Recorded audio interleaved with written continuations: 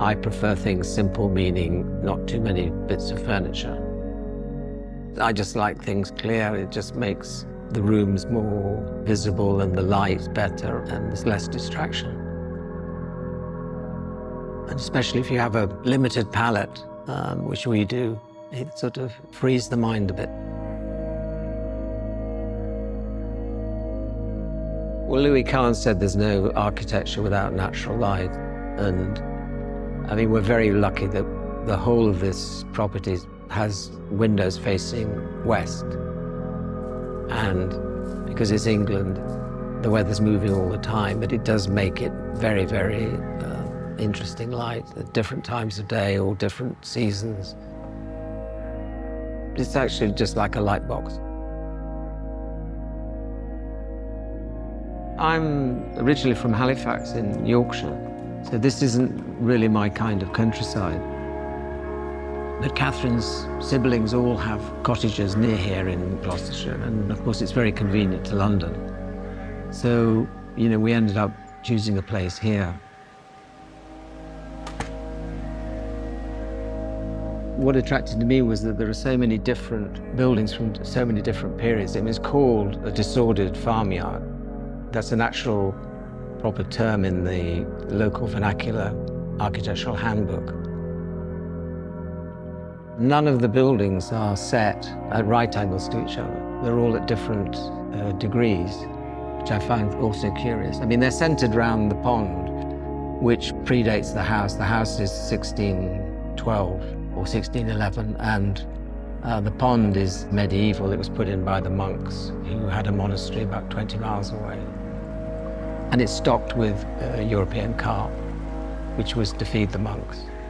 And there's still carp in the pond. I'm not sure if they're 500 years old, but who knows?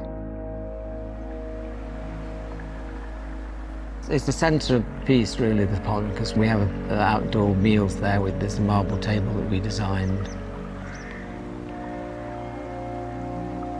And then we have another bench at the other end.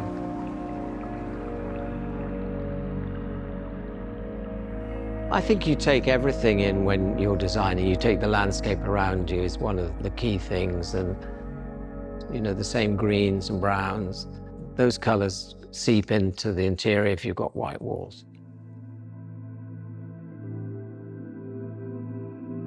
On the west side, where it's not visible to the road, the planners allowed us to have contemporary windows, and we tended to replace any wooden barn doors or stable doors with single sheets of glass, which we framed in this raw stainless steel from Sweden. It's very interesting about it being in a very, very calm space in the middle of nature and the quiet. It was very conducive to relaxing and, I suppose, recharging and enjoying nature.